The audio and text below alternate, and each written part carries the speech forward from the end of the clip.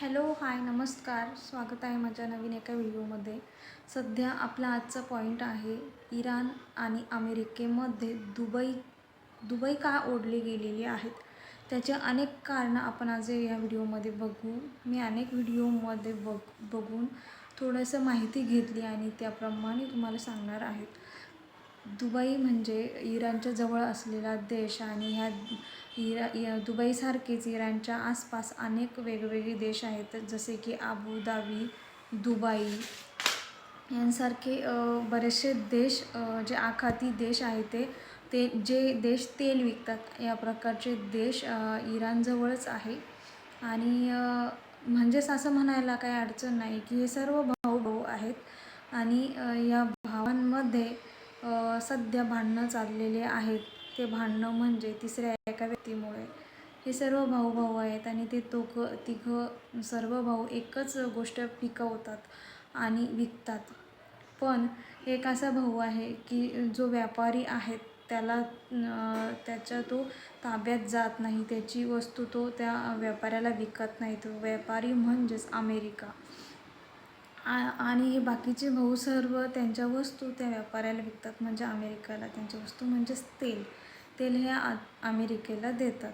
अमेरिकाने त्याच्या बदल्यामध्ये तुम्हाला सुरक्षा देऊ ही गोष्ट ह्या देशांना सांगितलेली आहे. पण ह्यामध्ये इराण कुठेच बसत नाही. इराण आपल्या मनची चालवतो. अमेरिकेचा कोणत्याही प्रकारे गुलामी स्वीकारत नाही आणि हाच काही प्रमाणात अमेरिकेला इराणचा राग येतो. पण बाकीचे जे देश आहेत त्यांनी हा करार स्वीकारलेला आहेत आणि ते तेलाच्या बदल्यात अमेरिकेची सुरक्षा या देशांना देतो. पण आता ही सुरक्षा किती प्रमाणात आहे ते सांगणं चुकीचं आहे, कारण अमेरिकेने या देशांमध्ये त्याचे एअरबेस स्थापन केलेले आहेत. अमेरिकन सैनिक आहेत.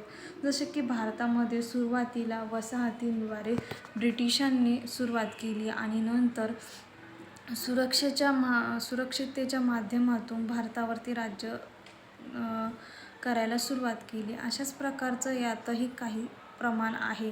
पण इराण या बाबतीमध्ये अमेरिकेचं एकही ऐकत नाही आणि इराण अमेरिकेच्या इशाऱ्यांवरती नाचत नाही, म्हणून अमेरिका राहून इराणला वैताग आणते. ही गोष्ट खरी आहे.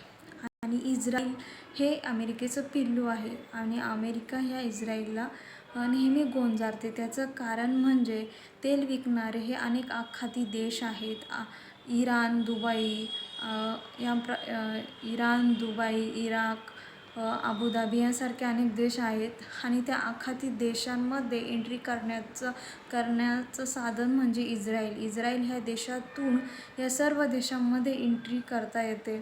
आणि अमेरिकेला रस्ता पाहिजे आणि तो रस्ता इस्रायलमधून भेटतो, म्हणून इस्रायलला अमेरिका सांभाळते, त्याला गोंजारते. बघा ना, आपल्या सामान्य लोकांमध्ये पण असंच असतं की शेतामध्ये जायला रस्ता नसेल आणि जर ज्याच्या शेतातून जायचं असलं तर त्याच्यासोबत गोड गोड बोलावंच लागतं की नाही. असंच आहे अमेरिकेचं.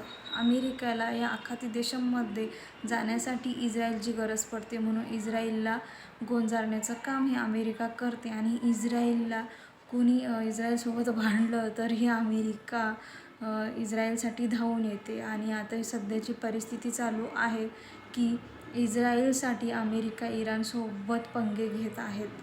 पण इराणलाही चीनसारख्या देशांची साथ असल्यामुळे इराण घाबरत नाहीत.